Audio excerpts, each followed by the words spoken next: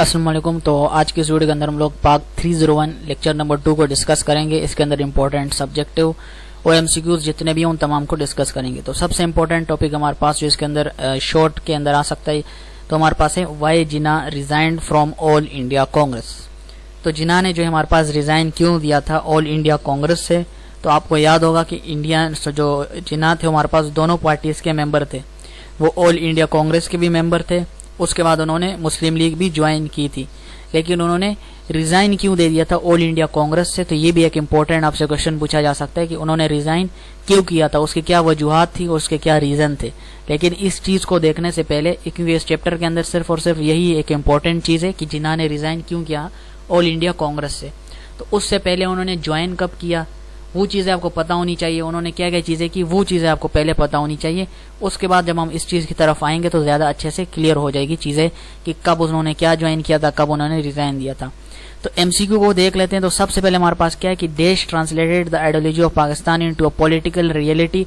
अब जो पाकिस्तान की जो आइडियोलॉजी थी वो तो सबको समझ आ गई, हर कोई यकीन कर रहा था कि भाई हाँ 2 नेशन थ्योरी ही है, लेकिन हर एक ने अपने मुताबिक जो है उसको बयान किया।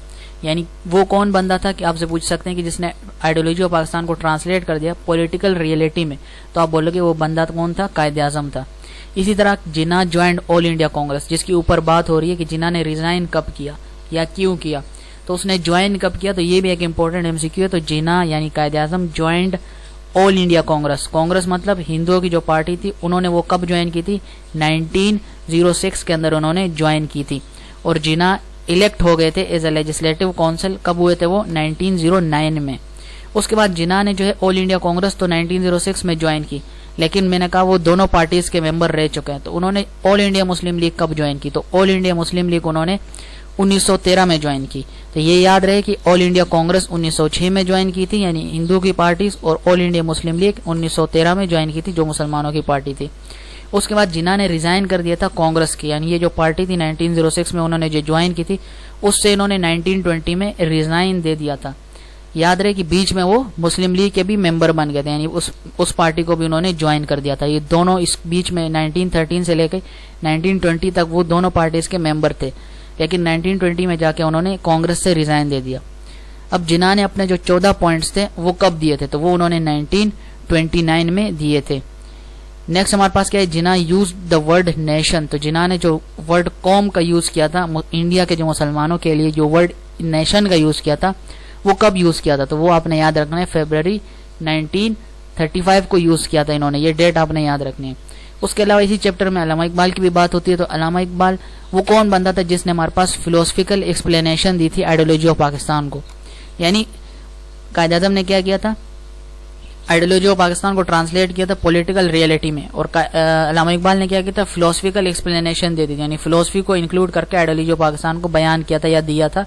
तो वो कौन थे, अल्लामा इकबाल थे। नेक्स्ट क्या, अल्लामा इकबाल फर्स्ट पब्लिक अपीयरेंस कब हुई थी, यानी अल्लामा इकबाल लोगों के सामने, यानी प्रॉपर जिस तरह स्पीच देते हैं, लेक्चर देते हैं लोगों के सामने या प्रेस कॉन्फ्रेंस बोलो, जो भी बोलो आप, तो अल्लामा इकबाल की जो पहली पब्लिक अपीयरेंस थी जो कि इस नीयत से थी कि लोगों के साथ बातें कर सके, वो कब हुई थी, वो हुई थी हमारे पास 1899 में और लाहौर में। Allama Iqbal address to the Muslim League session, Allama Iqbal ने जो है वो एड्रेस किया, यानी खिताब किया मुस्लिम लीग सेशन के दौरान वो इलाहाबाद में, और वो कौन सा डेट था हमारे पास, दिसंबर 1930 को उन्होंने एड्रेस किया था मुस्लिम लीग को। यहाँ तक एमसीक्यू क्लियर हो गए। अब नेक्स्ट तरफ बढ़ते हैं। यहाँ पर एक और इम्पोर्टेंट चीज है कि जिन्ना के 14 पॉइंट्स जो है उनको हम बाद में देखेंगे, जो 14 उनके इंपॉर्टेंट पॉइंट्स थे वो भी डिस्कस करेंगे, टेंशन नहीं लेनी। और अल्लामा इकबाल का क्या रोल था वो भी हम डिटेल में देखेंगे कि role of Allama Iqbal in the creation of Pakistan, उनको भी बाद में डिस्कस करेंगे। फिलहाल इस अभी तक जो है आपने इसको इधर तक ही रहने देना है। अब हमारे पास इस लेक्चर 2 के अंदर जो इंपॉर्टेंट क्वेश्चन पूछा जाता है कि भाई जिन्ना ने आखिर रिजाइन क्यों दे दिया, जब वो 1906 में उन्होंने ज्वाइन किया, 1920 में जाके उन्होंने रिजाइन किया, बीच में मुस्लिम लीग के भी मेंबर थे, तो इतने टाइम बाद उन्होंने आखिर रिजाइन क्यों दे दिया जब वो इतने टाइम से मेंबर थे। तो उसकी कुछ जो है रीजंस थे। तो सबसे पहले एक चीज याद रखनी कि जिन्ना ने रिजाइन दिया कांग्रेस से 1920 में। अब जो पहला मेन रीजन था वो क्या था, डिसएग्रीमेंट विद गांधी। तो गांधी के साथ उनकी जो है वो कुछ चीजों में जो है वो डिसएग्री थे, और उसमें से एक वजह थी कि on the issue of Swaraj. तो स्वराज क्या है, सेल्फ रूल, यानी अपना जो है अपने रूल्स खुद बनाना, अपने मुताबिक चीजों को लेके चलना। तो ये हमारे पास क्या है, मतलब खुद ही रूल करना, हर एक चीज पे खुद ही अपनी हुकूमत जताना या करना।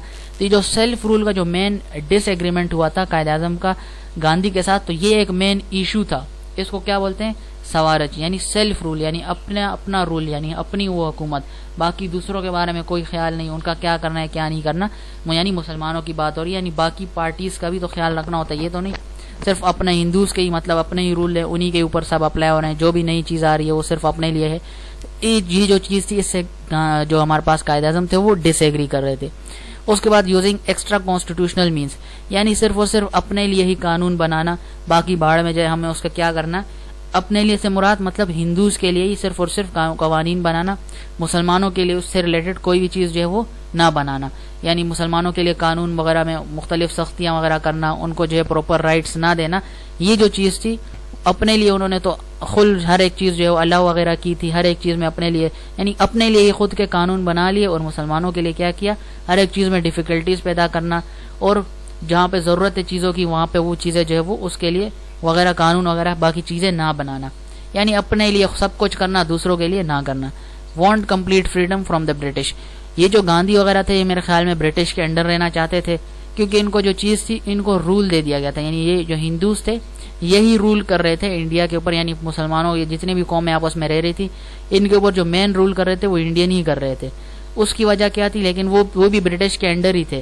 تو کیا تھا؟ قائد اعظم بول رہے تھے کہ بھائی جو بھی ہو ہمیں ایک الگ سے جگہ چاہیے، ہمیں الگ سے دے بھی دیں تو پھر بھی ہم نے برٹش کے انڈر نہیں رہنا، چاہے جو بھی ہو جائے. ہمیں برٹش سے کمپلیٹلی آزادی چاہیے، جہاں پہ ہم اپنی مرضی سے ساری کی ساری چیزیں کر سکیں. جو ابھی یہ لوگ آپس میں رہ بھی رہے تھے تو یہ دونوں پھر بھی برٹش کے انڈر ہی تھے. بھلے انڈیا کی حکومت اگر چل رہی ہے لیکن یہ انڈینز بھی وہی ان کو کرنا پڑتا تھا جو کہ برٹش بول رہے ہیں، یعنی ان کے خلاف وہ کچھ بھی نہیں کر سکتے. تو یہ کیا تھا ہمارے پاس؟ وہ اب برٹش کے انڈر ہی تھے.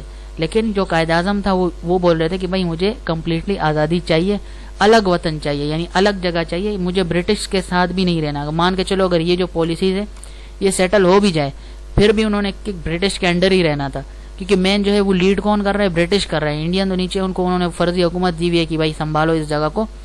جو مین چیز تھی وہ کیا تھی؟ وہ برٹش سے جو ہے کمپلیٹ فریڈم چاہیے، تاکہ ہم الگ رہیں، الگ جگہ پہ رہیں، ہمارا اپنا رول ہو، تاکہ ہر ایک چیز اپنی مرضی سے کر سکے. یہ بار بار پوچھنا کہ یہ ایک چیز رول ہے رول نہیں ہے تو وہ کر بھی تو نہیں سکتے، ظاہر سی بات ہے. ان کو صرف اور صرف جو ہے وہ جگہ دی ہوئی ہے کہ بھائی یہاں پر حکومت کرو، مرضی ہماری ہوگی. تو یہ تھا ہمارے پاس لیکچر 2. لیکچر 3 کے اندر ملیں گے. نیکسٹ لیکچر اگر آپ نے دیکھنا ہے نیچے پلے لسٹ میں آپ جا کر دیکھ سکتے ہو.